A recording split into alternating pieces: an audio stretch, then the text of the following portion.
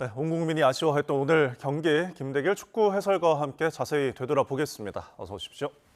안녕하세요. 자, 굉장히 가벼운 마음으로 편하게 볼 수 있는 경기라고 생각했는데 보면서 점점 답답함을 느끼더니 결국은 예상과 전혀 다른 결과가 나왔습니다. 전반적인 평가는 좀 어떠십니까? 일단 체코전은 기쁨을 줬고요. 이번 남아공전은 충격을 준 그런 경기가 아니었을까 싶고요.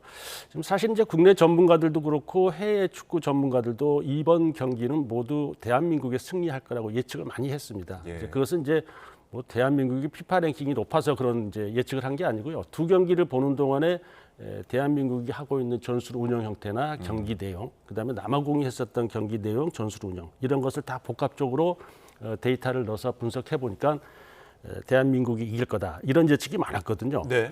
근데 막상 경기 결과를 들여다보니까 그렇지 못했어요. 그것은 게임 모델에 대한 설정이 우리는 실패를 했고, 그다음에 예. 지금 브루스 감독은 그야말로 저 백전노장 지도자잖아요. 예. 게임 모델에 성공했다. 그러니까 이제 홍명보 감독은 당초에 이런 생각이었을 거예요. 상대 진영에서 볼이 좀 많이 머물게 해서 우리가 위험에 노출되지 않겠다. 예상대로 볼 수치, 점유율 수치는 높았어요. 네. 그건 성공했는데 질적으로 경기력이 떨어진 거였죠. 근데 브로스 감독은 우리가 전력적으로 1대1로 맞서서 서둘렀다가는 오히려 많은 실점을 할 거라는 생각에 좀 내려앉아서 대단히 소극적인 경기를 했거든요. 상당히 반대적인 이 게임 모델을 내놨어요. 네. 그래서 볼 점유율은 우리한테 넘겨주겠지만 결과적으로 슈팅 숫자는 많이 가져갔어요. 그래서 결정적으로 카운터택을 때리겠다는 그런 게임 모델이었는데 예. 그거는 남아공이 성공했다. 이렇게 봐야 될 것 같습니다. 네. 결국은 아프리카 징크스. 우리가 월드컵에서 한 번 이기고 아프리카 나라에서 한 번 비기고 3번을 졌는데 징크스가 여전히 이어갔습니다. 근데 저희가 또 기대를 또 가졌던 이유는 남아공의 핵심 선수 미드필더 2명이 이제 못 나오게 됐으니까 아무래도 중원 싸움에 우리가 유리할 수 있지 않겠나라는 이제 예상이 있었거든요. 그럼에도 불구하고 패스 연결이나 흐름은 더 남아공이 좋았던 것 같은데. 그렇죠. 그러니까 모코에나 선수와 이제 쪼아네 선수 이런 선수들이 빠졌기 때문에 아무래도 미드필드 쪽에서는 핵심 선수들이 빠져서 우리가 황인범이나 백승호 선수가 훨씬 더 지배력이 높겠다 이렇게 생각을 했었거든요. 예. 근데 제가 봤을 때 이제 이런 거예요. 축구에서 조별 예선 경기를 할 때 3경기를 완벽하게 치른다는 것은 사실상 불가능합니다. 아무리 강팀도 어떤 팀 컨디션 사이클이 떨어질 때가 있거든요. 예. 이제 그렇게 되면 게임 모델을 아무리 잘 설정해도 선수들이 수행하기가 어려워요. 근데 오늘 경기도 보셔서 아시겠습니다만 우리 선수들이 몸이 워낙 무거워 보였어요. 뛰는데 이거 좀 왜 저러지?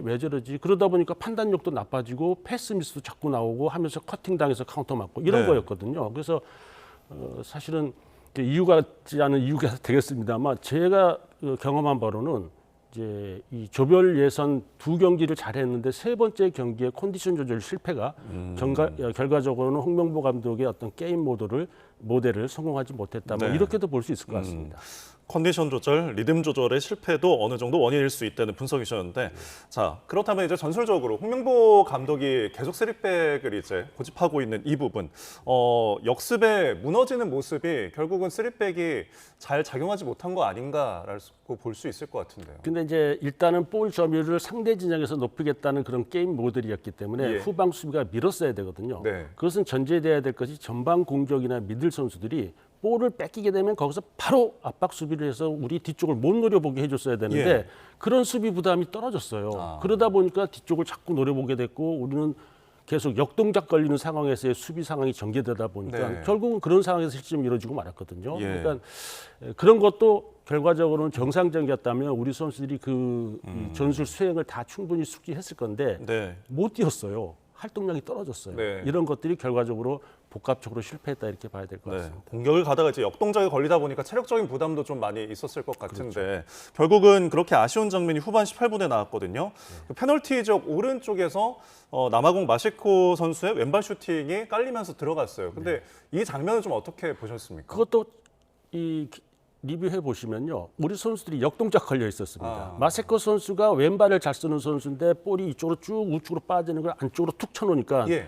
우리 엔스 선수가 거기에 역동작이 걸렸거든요. 근데 공교롭게도 수비 다리 사이로 빠져서 들어가는 볼은 우리 김승규 골키퍼가 시야가 가리기 때문에 막기 어렵습니다. 딱 그 장면이 나왔어요. 네. 어지간하면 발에 걸려서 좀 굴절되기도 할 텐데 정확하게 빠져들어갔거든요.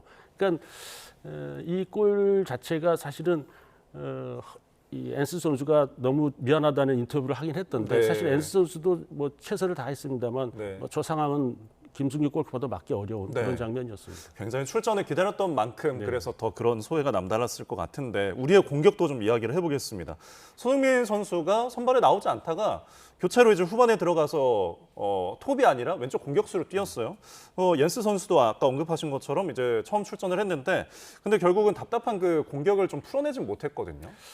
그래서요 이제 손흥민 선수가 이 교체로 들어간 것이 참 오랜만입니다. 네. 근데 사실 이제 국내 많은 전문가들은 손흥민 선수가 이제 A매치 친선 경기 할 때도 그렇고 이런 상황에 봤을 때 뭔가 확실한 예전 같은 그런 결정력을 못 보여줬어요. 그래서 이게 컨디션이 좀 떨어져 있는 건가?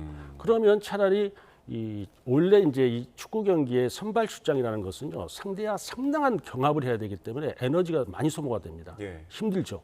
그래서 차라리 손흥민 선수를 중앙 원톱보다는 후반전에 교체 카드로 측면 쪽에 빼서 거기에서 뭔가 할로를 두는 게 더 바람직하다 이런 전문가들의 지적이 많았었어요. 예. 그래서 이제 이번에 해서 저도 사실은 뭐 괜찮은 생각이다. 네. 저는 분명히 손흥민 선수와 의견을 나누었을 거니까요.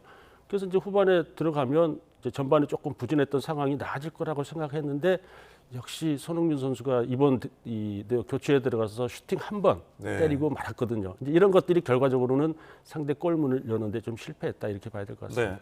그래서 이렇게 답답한 공격이 이어지다 보니까 추가적으로 조규성 선수도 후반 30분에 이제 투입을 해서 앞서서 그 이제 높이를 활용해서 세트피스 기회를 살리려는 그런 움직임 멕시코전에도 있지 않았습니까? 이번에도 똑같이 이루어졌는데 결국은 그 높이 우위가 좀 잘 적용이 안 된 것 같아요. 그렇죠. 그러니까 이제 이 지난 멕시코전 같은 경우에는 조규성 선수가 들어서 상당히 위협적인 장면을 예. 보였어요. 그래서 이번에도 우리가 이제 1대0으로 뒤지고 있는 그런 상황이기 때문에 반드시 조규성 선수가 들어가는 수순이었습니다. 그래서 간결하게 뭔가 처리해야 되는 이제 시간에 쫓기게 됐으니까요. 근데 이상하게 측면에서 날아오는 이 크로스의 질이 매우 나빴어요. 번번이 상대 앞에 수비에 걸리거나 네. 너무 길게 날아가거나 정상적이었다면 우리 선수들이 크로스의 질이 그렇게 떨어지지 않았을 거거든요. 이제 그런 것들이 결과적으로 조규성 선수에게 이 좋은 장면을 만들어 주기가 어려웠다. 이것도 우리 선수들의 컨디션이 나빴다. 네. 이렇게 말하고 싶습니다. 네.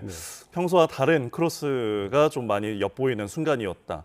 자, 그럼 결과적으로 우리가 비기기만 해도 올라간다는 이야기를 앞서서 많이 했는데 결국 이제 패배를 했기 때문에 경우의 수를 따지게 되게 됐습니다. 그렇죠. 이게 완전히 떨어지는 건 아니죠, 지금? 그렇습니다. 조 3위까지도 이제 와일드 카드 8장이 있으니까요. 12개 조에 12개 팀 3위에서 8팀이 이제 와일드 카드 혜택을 받게 되는데 네. 이제 이게 참 꽃길을 갈 수 있었던 거를 지금 가시밭길을 정말로 가게 됐어요. 이거는 네. 어떤 팀을 만날지 모르고 또 지금 8위 안에 들을지도 모르는 이런 상황에 마냥 기다려야 되는 상황이 네. 됐어요. 그래서 근데 만약에 올라간다면 네. 이게 정말 어렵습니다. 지금 이 2조에 있는 이 독일이 1위를 했기 때문에 2조 예. 1위 독일을 만나든지 지금 저쪽 G조에 지금 이집트가 벨기에를 앞섰어요. 그래서 네. 아마 이집트를 만날 두 팀 중에 한 팀을 만나는데 만약에 이제 8위로 올라간다면요. 8위권 네. 안에 들어서요. 근데 사실 이 팀들이 캐나다보다는 훨씬 어려운 팀입니다. 그렇습니다. 자, 최소한 뭐 독일은 피하고 싶은 마음이 좀 앞서긴 독일 하는데 뭐 만나도 2018년 러시아 월드컵 때 한번 2대0으로 이겼죠. 그렇습니다. 그래서 멕시코에서 많이 응원을 좀 오늘 해주는 것 같더라고요. 그렇습니다. 경기를 보면요. 자, 그러면은 우리 대표팀이 32강에서는 앞으로 어쨌든 객관적인 전력으로도 더 앞선 나라들과 이제 맞붙게 될 텐데 네. 앞으로 보완해야 될 부분은 뭐라고 보십니까? 일단 수비 안정을 더 기해야 되겠죠. 수비 안정. 그렇습니다. 일단 체코전도 실점했고 멕시코전도 실점했고 지금 남아공전에도 실점을 했어요. 그러니까 계속 실점을 한 이런 장면들이 사실은 이제 본선 32강 토너먼트 가게 되면 제가 봐서는 이 수비가 안정돼서 실점하지 않아야지만이 우리가 승산이 있지. 만약에 실점하게 되면요. 만약에 독일이나 이집트 같은 경우에 만나게 되면 먼저 실점하게 되면 전술적 제한을 우리가 엄청나게 받을 겁니다. 네. 막 공격할 수도 없어요. 상대가 워낙 강한 프레스들 거는 그런 이 능력 있는 선수들이 많이 있기 때문에 예. 그래서 일단 수비를 조금 더 안정시키고 공격의 빈도수가 낮더라도 예. 그러니까 오늘 남아공이 하는 것처럼 좀 예를 들어 보시면 될 것 같아요. 우리한테 볼 점유율 넘겨주고 네. 결과적으로는 카운터 때려가지고 결과를 좋게 가져가는 네. 이런 것들을 조금 준비해야 되지 않을까. 뭐 세트피스 상황도 조금 더 준비해야 되겠고요. 알겠습니다. 선실점하고 쫓아가는 분위기만 좀 안 나면 좋을 것 같다는 그렇습니다. 생각이 듭니다. 네. 자, 아직 뭐 끝난 건 아니까요. 계속해서 저희 태극정사 계속 응원해 주시기 부탁드리겠습니다. 지금까지 김대길 축구 해설가와 함께했습니다. 고맙습니다. 네, 감사합니다.